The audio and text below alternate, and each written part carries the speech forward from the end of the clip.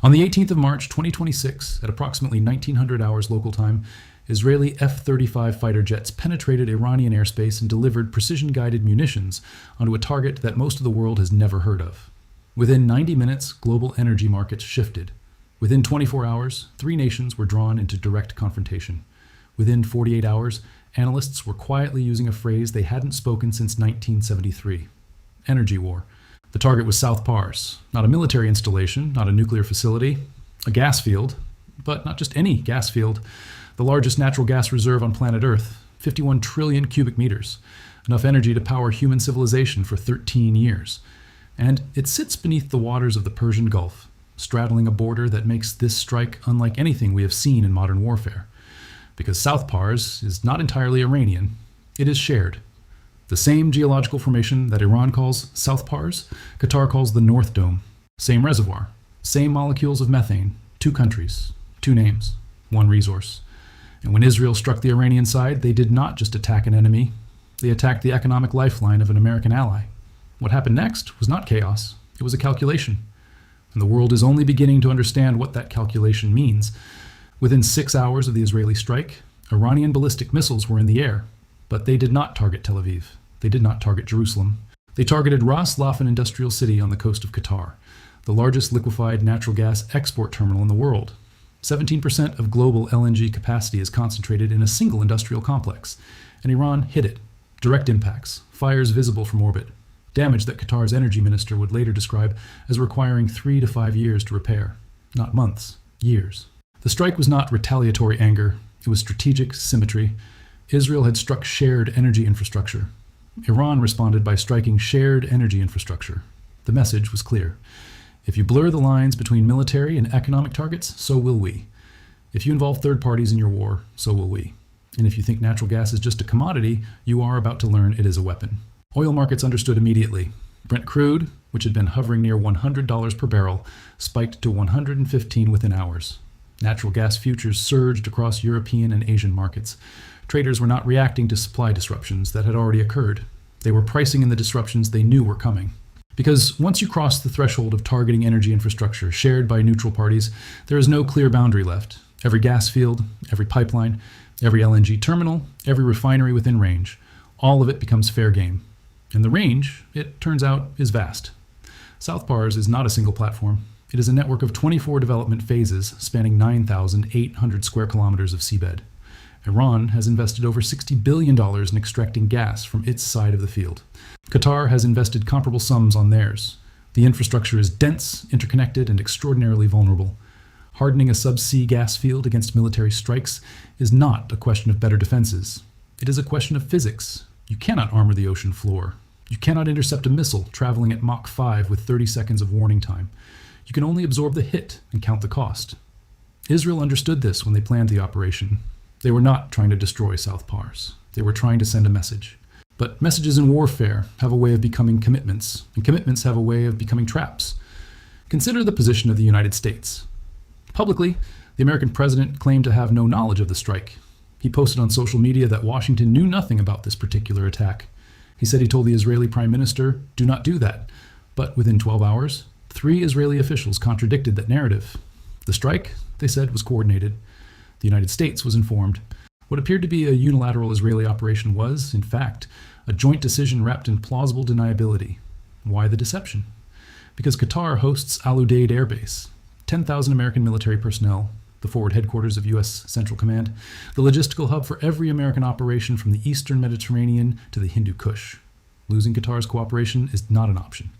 And Qatar, having just watched its energy infrastructure burn because of a strike the United States secretly approved, is not in a forgiving mood. Within 24 hours, Doha issued an unprecedented order.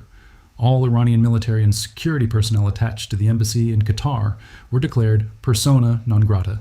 24 hours to leave the country. Diplomatic relations, which had been carefully maintained even as the war escalated, were now in freefall.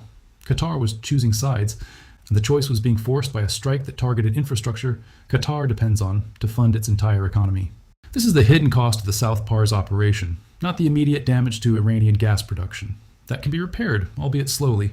The cost is the unraveling of the neutral ground that allows wars to remain contained. Qatar was not neutral because it loved Iran.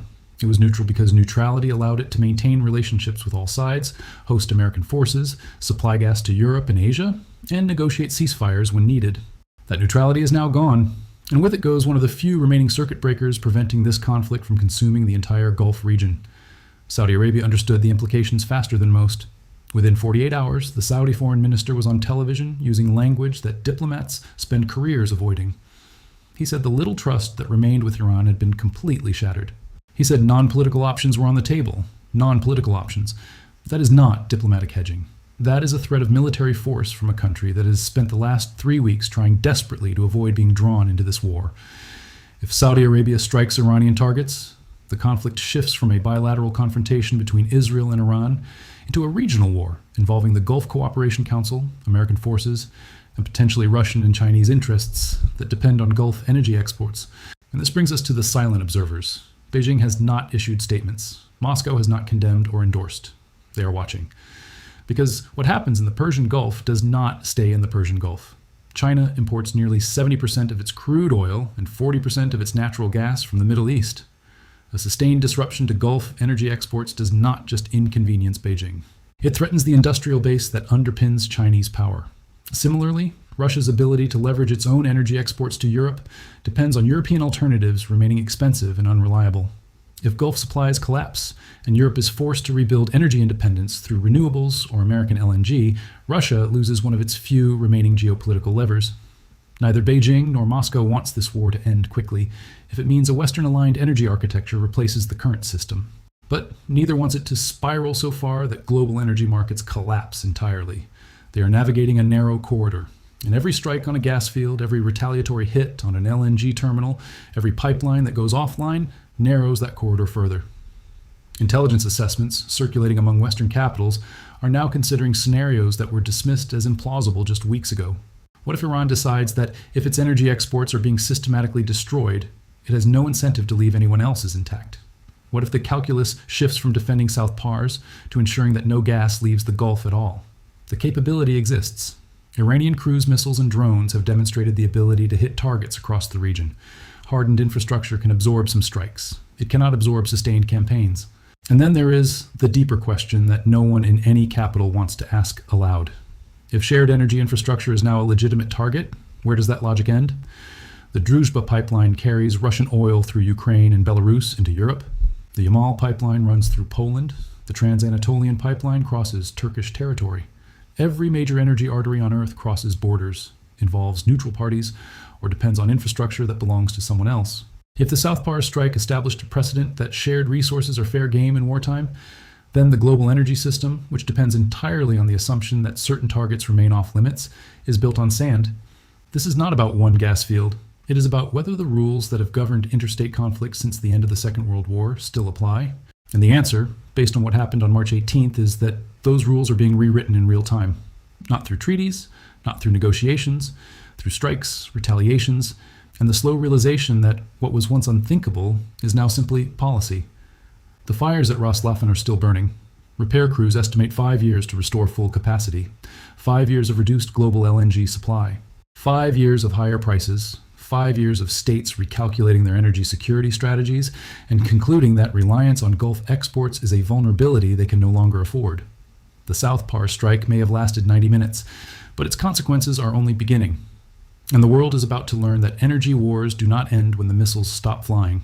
They end when the last contract is renegotiated, the last pipeline is rerouted, and the last alliance is reformed around the simple recognition that the old map is gone. This may only be the beginning.